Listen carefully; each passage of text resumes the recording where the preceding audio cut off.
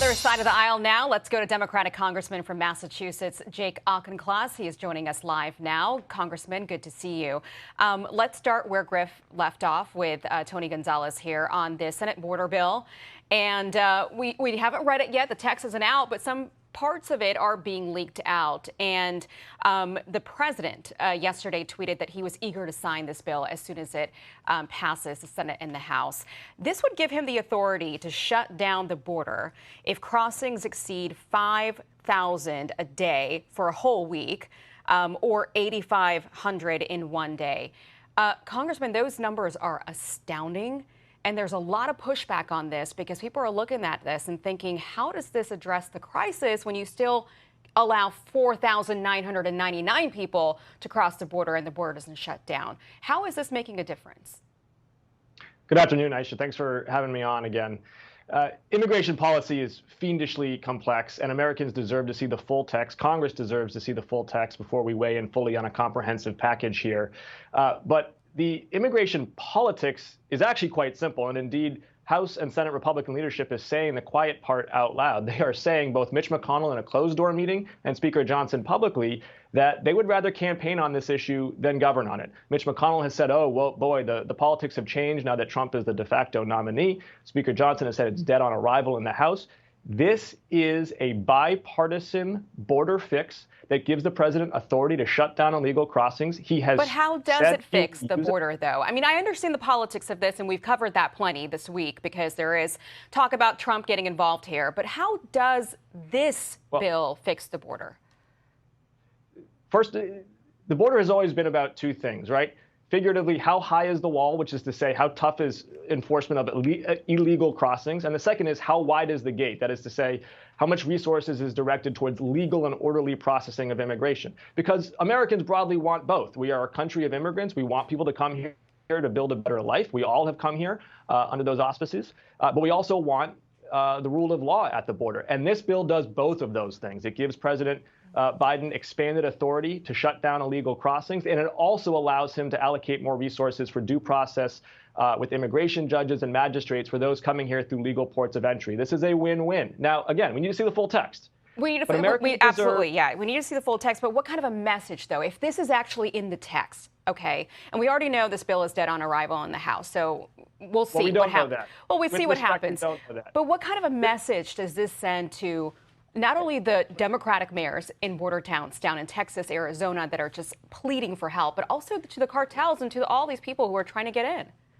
Aisha, we're cherry picking a single number out of here that was negotiated by a Republican senator from Oklahoma who's not exactly a dove on border security issues that has to account for people's legitimate rights to seek asylum here. This is not a blank check for illegal crossings. It is the exact opposite. This is the strongest, toughest measure on border security in modern American history. It's not one that is going to be available if Donald Trump gets elected.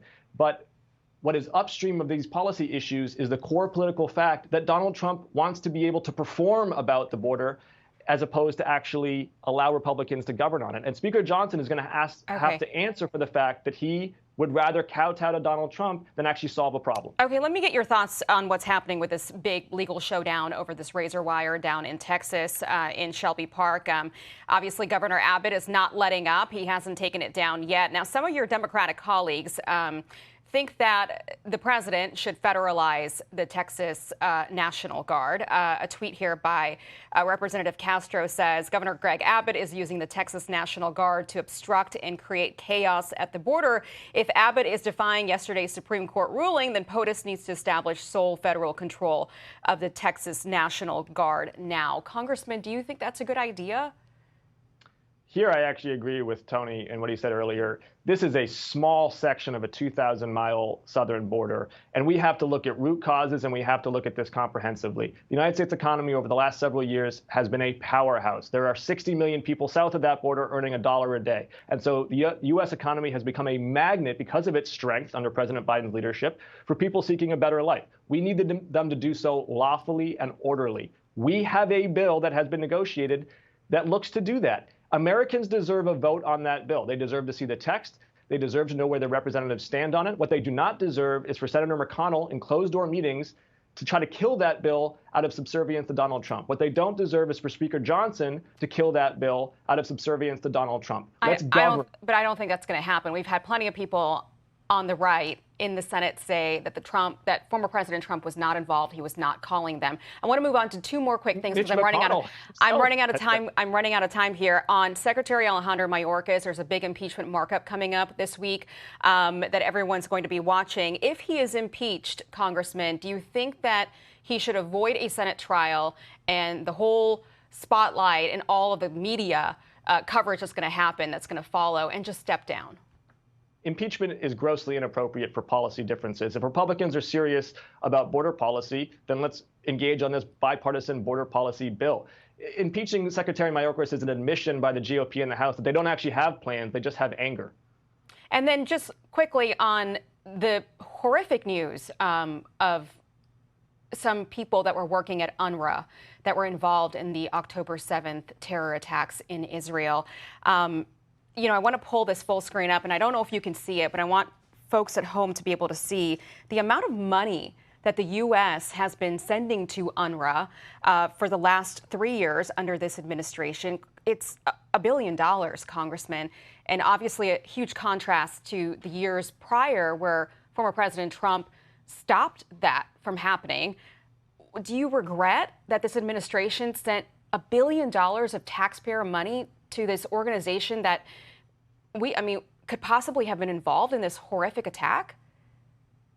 There are no good choices in the Middle East, and two things can be true simultaneously. One is that UNRWA has at times both inculcated Gazan children in ferocious anti-Israel sentiment and has even been a cover for terrorist employees. And two, that UNRWA has been the best portal for humanitarian aid for the Palestinian people at a time when they have been impoverished by the incompetence and nefarious behavior of Hamas. Both things are true simultaneously, and I think the president's actions on UNRWA are appropriate. Do you wish that we would have vetted them more? UNRWA has always been a double-edged sword. It's been long documented that UNRWA has significant challenges, particularly in Gaza. It has also been the best portal for humanitarian aid to the Palestinian people. There is no easy answer in the Middle East. We have got to ensure that Palestinian children are having access to clean water and food. We also have to ensure that U.S. taxpayer dollars are not being used to support terrorism. Right. And there's been no president who has been stronger for Israel against terrorism than Joe Biden. All right, Congressman Auchincloss, as always, good to see you, and we'll see you back on the Hill in a few days. Thank you. Take care.